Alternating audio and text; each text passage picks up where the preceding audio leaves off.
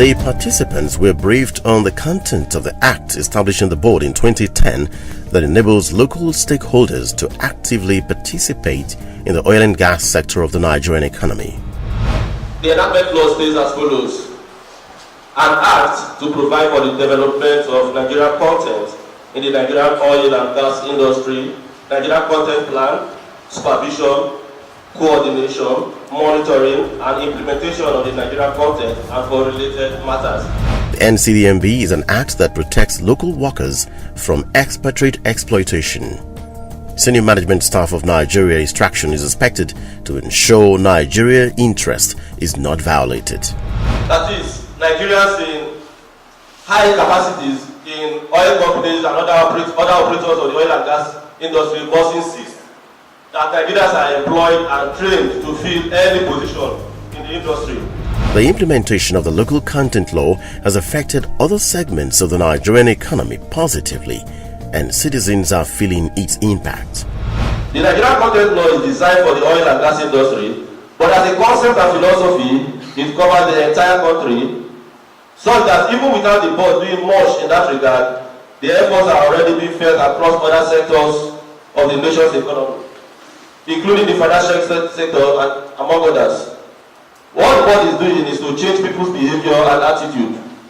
Once people begin to see that the board is focusing on the right things and that we are getting results, we believe that on its own, the other industry will begin to adopt the local content philosophy. He insists that local content law is a positive concept that will give Nigerians a pride of place in the upstream sector, and express the hope that many Nigerians will benefit from it in the future. The establishment of the Nigerian Content Development and Monitoring Board by the Act, with clearly defined functions and powers, has certainly introduced new dynamics in the implementation of the Nigerian content in the oil and gas industry.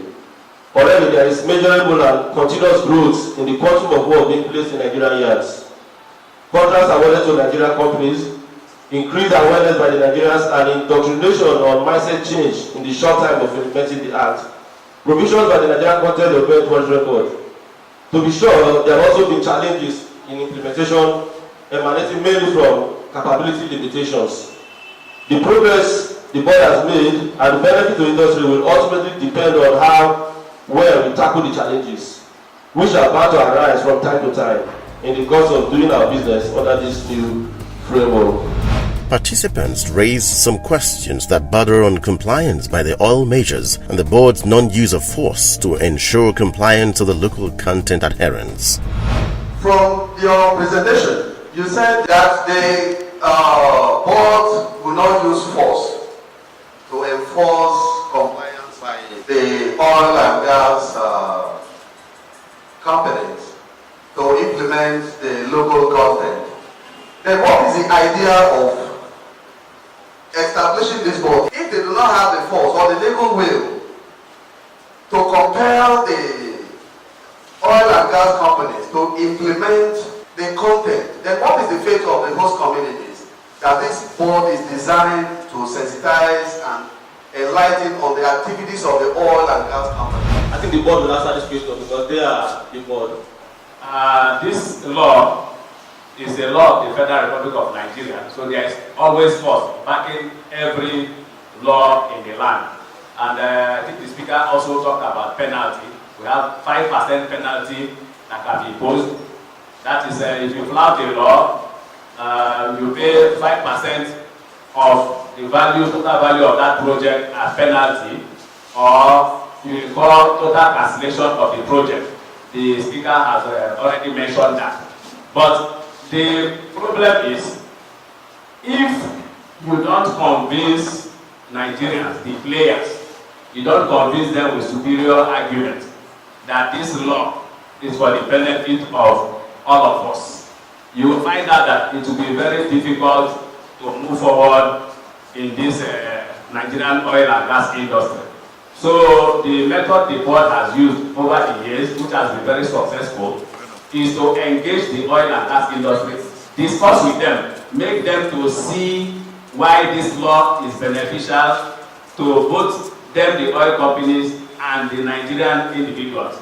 Otherwise, if you say it's law and you are going to hold hammer from the beginning, Okay, Shell will tell you now it's not going to do any new project because of this law. Are you going to force Shell to do any new project? No.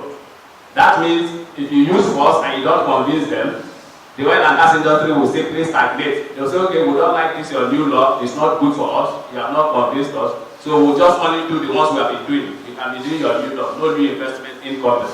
So already we've had arguments about the increase in cost because of Nigerian content, and because of this way of implementing the law, we have been able to convince them with superior argument that eventually it is in the benefit of the oil companies.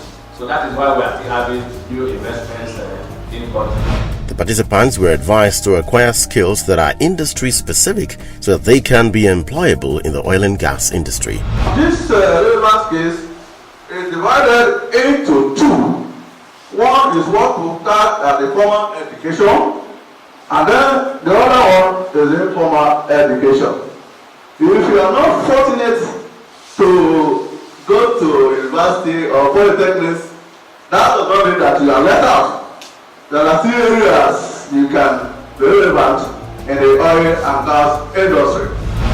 They were also told other things they need to do, such as forming associations. You don't stand alone when you want to fight a big cause. You have to come together to put your resources together. So form association with other indigenous companies. Everywhere they have association. Even if you go to the market, you have Gary Sellers Association, Fish Sellers Association. So you must have indigenous company owners and association. So that when you want to front your company, you want to front your demand, it will be better because you're pulling, resources from so many other places. The NCDMB representative said the establishment of the board has produced a lot of benefits. Indigenous companies were enjoined to do the relevant registration that will put them in a position to access the benefits of the local content law. We have a portal, and it's free for everybody to upload his or her information, and you can access that through www.notchqx.com. An official of the board said they derive the power to embark on sensitization programs from the act establishing the agency and express happiness with the outcome of the exercise. Sections 65 and 66 of the Nigerian Oil and Gas Industry Development Act empowers the board to embark on sensitization workshops. And the aim of these workshops is to let Nigerians know how to participate in the Nigerian oil and gas industry. So we are very happy that Opolo community, which is one of our host communities, has been taken care of today in terms of sensitization. So they can now know how to benefit from the oil and gas operations in their locality and Nigeria as a whole. The Opolo community has been enjoined to submit a list of people that could be employed by the board. The traditional ruler of the community speaks on his impression about the sensitization program. The sensitization was very, very fantastic. I must commend them. It was very resourceful. I think they have really imparted a lot of knowledge to my use about the oil industry. I commend them. That is very good. He encouraged the youths of the community to acquire skills that will put them in a better state to be employed in the oil industry. With what I have learned, and they all have learned today, is that it's for them to sit up and learn one trade or the other, or read their book very extensively to make good grade that is in course, or read courses that is related to the oil industry, basically sciences, so that they can fit in themselves into the oil industry. The traditional ruler said the challenge of unemployment and indigenous contractor will be sorted with the board.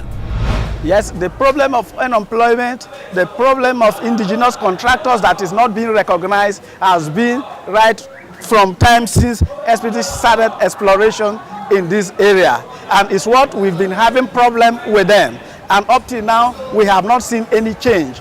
But I believe with with what the content board is doing now, there will be changes, because we have discovered certain areas we can tackle them and that it will become successful.